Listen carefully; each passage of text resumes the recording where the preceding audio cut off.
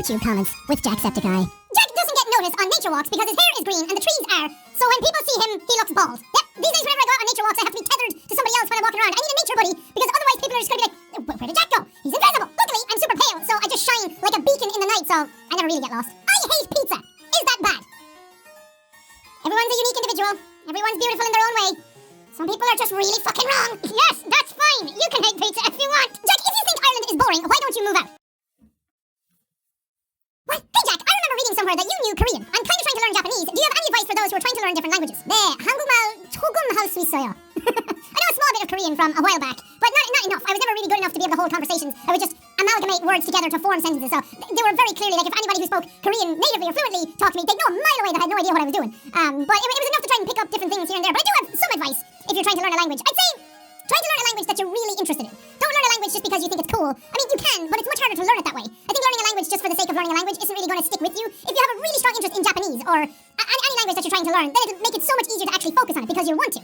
Also, maybe engross yourself in different parts of media involving that language. Like, I take Japanese as the example for what you're saying here. If you're learning Japanese, a really great way to actually learn Japanese is to watch anime, which sounds silly to a lot of people because it's all that like weeaboo culture. There's a big stigma towards that, but it really does help to reinforce certain words when you hear them over and over and over again. And sure, people in real life don't speak like people in anime do, but it's enough to actually keep the language going in your head. Because if you're just learning a language from a textbook or from audio tapes or something like that, it's very hard to use it, to practice it, to put it into real applications. So, because when I went to Korea, I learned way more in the 2 weeks I was there each time than I ever did when I was on my own at home. And then I would go back and I'd watch like Running Man, which is a popular Korean like reality kind of show, and that really helps to just kind of hear the words and to hear the language, because a lot of trying to learn a language is all about like slang or different terms that you say informally or formally. Like the way people talk to each other is much different than the way you learn it, and also you pick up on body language and little tiny things like that. So I don't know, I'd say learn a language that you can hear a lot, because sitting down and reading textbooks can only get you so far. Jack, are you a virgin? I actually was a virgin until today, and then I went to IKEA for the first time and changed everything. What happened to your hat, Jack? Nothing. I just actually stopped wearing it. I didn't want to wear it anymore. It's right here though. I can put it on anytime I want. See? It's just like the old days again. So I just stopped wearing it. Jack is such an innocent snowflake. Now, hold on. Snowflakes, sure. Everyone says they're innocent and everyone claims that they do no harm. But have you ever seen a murderer and a snowflake in the same place at the same time? Huh? Think about it. Did I think about it? That doesn't make sense. Think about it. We're born from and Dick. Science's magical questions answered finally at last. You hear that, everyone? We were born from and Dick. You pack it up, science. Go home. It's over. We found it out. Do you regret piercing your ears? I had a friend who got those big loops and regretted them. He did get them fixed though. No, I don't regret piercing my ears. For anyone who doesn't know, I had my ears pierced. And then I had 10mm gauges in them, but when I took them out, they never closed up because, well, I don't know if this is true or not, but somebody said to me that if you go above 8mm, they don't close up again. If you stay at 8mm and then you take them out after a while, your ears will shrink down and reseal. I don't know how true that is. So I went to 10 anyway. I've had them out for years and years now, and they've never closed up. But I don't regret getting my ears pierced or, like, making them big. I didn't have them huge. 10mm is like that. It wasn't that big. So I don't regret actually getting them done. If anything, this acts as like a cool little reminder that I had them done at one point, and I liked them when they were in. They suited me, and they were cool, and sure, I could say that it was part of a phase because I was into heavy metal and all that kind of stuff, but I really liked them when they were in. I just took them out because I think I kind of grew out of them, even though they still suit me, but I don't know. I like having them in. I don't regret anything about that. I do feel for the people though who get them like huge, and then they have to take them out later because they realize, oh, that was a mistake. But people are different. Why is your mustache a different color from your beard? Or can you even call that a beard? Oh, shit. I'm being called out real as fuck right now. Do you hear that shade? Do you see it? Do you smell it? What's that smell? That's the smell of shade and comedy right there. I don't fucking know. Ask the pigments in my skin why it makes certain parts of my face different colors. Hello? Can you answer that? Hey Jack, is it so weird to talk to a camera? Because it can't talk back. No, it's not weird. It was only weird for like the first month when I started doing it, because you start realizing a lot of the mannerisms that you didn't know you did.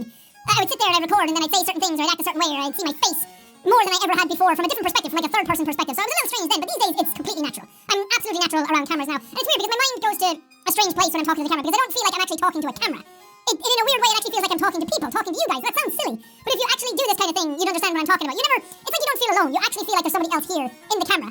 And I also have, like, Robin edits a lot of videos as well, so when I'm talking and then something needs to happen or a certain edit needs to happen, sometimes I'll say it to the camera because I need him to know what I want in the videos. So it never feels like I'm actually alone here recording anymore, which is really cool, because if it was weird talking to cameras, I think I'd be very wooden. I wouldn't be very dynamic anymore. And I really like that, because it actually feels like people are here watching, listening, playing along with me. And that adds for a lot more spontaneity and a lot more dynamism. What's your opinion on drawing on yourself with pen? I mean, if you wake up someday and you're in the mood to draw, or you need to write down something, and there's no paper around, or your phone's out of battery, or something like that, I mean, skin is a great canvas. You can draw on your skin, and that shit will stay for a long time, so go out there, draw all over yourself if you really want to. It's cool. Is he getting mature? Lots of emojis. Probably not. Hey, come on now. I'm mature. I'm mature when I need to be. I mean, I did move into a new house, and I moved country, and there's a lot of stuff going on behind the scenes that people people don't see that need very, very adult and very strong business decisions to go on all the time that people don't see because, I mean, why would you need to? That stuff, there's a lot of personal stuff that I'm very mature about. And I'm very, very mature when I need to be, when serious stuff is happening. But, I mean, in my videos, a lot of silly stuff goes on. I play video games and I yell at them. And a lot of crazy shit can happen in those video games, so I don't really need to be that mature in them. But, on the other hand, there are games that I've played where I've been very mature with, like playing something like that Dragon Cancer, or The Beginner's Guide, or Presentable Liberty. Things like that I was very mature about. Spoon! Fork! Jack, don't get a fidget spinner, I swear.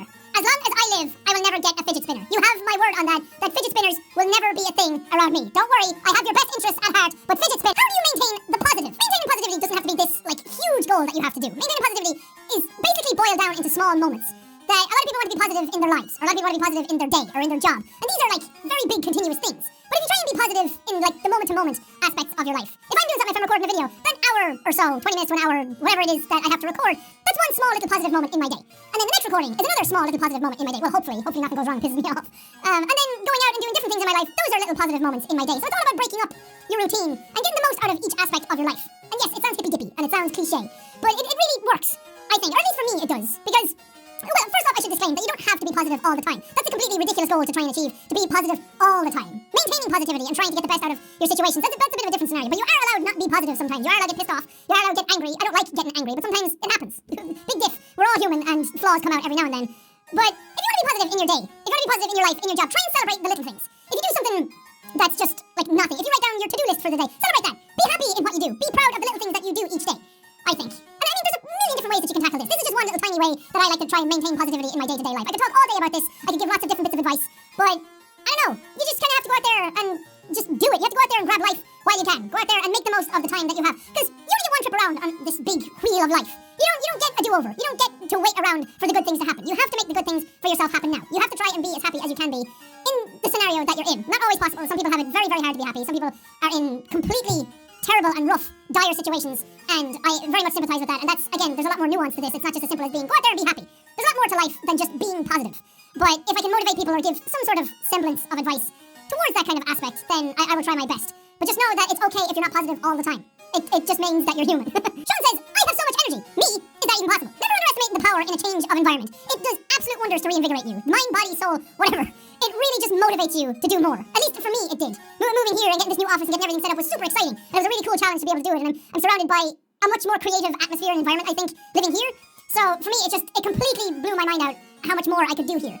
And it's just like a new thing to tackle, a new challenge to tackle. Because when you do the same thing over and over and over again, like uploading videos, the same types of videos over and over again, in the same environment, in the same house, in the same place, then it can get inside your head a small bit without you even knowing, because complacency sets in. And then you start getting, I wouldn't say bored of what you do. You kind of start taking it for granted and you do things by the numbers. No matter how much you might love it, that stuff can still set in because it's a routine, it's a schedule. So coming here and tackling this and doing all new things really boosts the mind. It really gets the juices flowing again. And sure, the same kind of thing can probably happen here if I'm here for 4 or 5 years again. But that's when change has to happen again. So don't look down on people who like change. Don't look down on people who want change. I know it's scary. And I know a lot of people seeing me come here and seeing the change of environment is very scary for them because you get very comfortable with what you know. And seeing me in a similar environment every single day, and then for that to suddenly change feels like you get the rug pulled out from underneath you. Almost like your safety blanket is gone because something that you look to that was very consistent and very reliable is suddenly different. And then it kind of creates a sense of instability in you.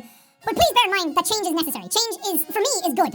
Because it gives me far more like fire in my belly. Just reignite that spark to get stuff done again. And in my mind, that means for better content. It means for better videos, at least happier content, where I'm not stressed out and not sitting here doing things by the numbers, that I feel like I'm actually like getting back into my mojo again, which I really feel like I have since I moved here. It's been an incredible boost in my self-esteem and my motivation and my inspiration, so please keep that in mind as well. Change can be scary, but change can also be absolutely fantastic. And I'm still here, I'm still the same person, so that's not going to change. So you use me as the reliable source and ignore the background. The background is supplementary. The content, the games, the whatever I do, and the personality is still all the same. That's still here. Your ears have holes! Yeah, they do. Most people's ears have holes. It's how most people actually listen to things. Let me ask you something. Can you hear what I'm saying right now? Your ears have holes too. Your old neighbors are probably like, oh yes, our prayers have been answered. We sleep well tonight. Yeah, it was weird. Moving out, I was super excited for my neighbors because living in an apartment where you share walls, even if they're concrete, thick walls, you can still hear stuff. You can still hear people walking up and down the stairs. And we could even hear TVs next door if they were up loud enough. And you can hear people, if somebody shouts, like if people had guests over, if they were drinking or something, you could still hear that. So me recording, people could definitely hear that if they were in the rooms next door. And granted, I did record mainly during work hours when most people would probably be out of the house going to their jobs. But at the same time, whenever I did have to record when people were around, they were probably getting very annoyed with it. So I was very happy for my neighbors when I was moving out. Get on to this episode of reading your comments. Note to self, don't wash and dry your hair right before you record, because this fucking staticky shit happens. This was a good episode. I feel like we got some real talks in there. That was fun. I'm glad about that one. That was a lot of fun to record. Onwards and upwards. Let's keep going. More reading comments. 100,000 more episodes. But for now, thank you guys so much for watching this one. If you liked it, punch that like banana face. I 와이파이 도로. Thank you guys, it was serious.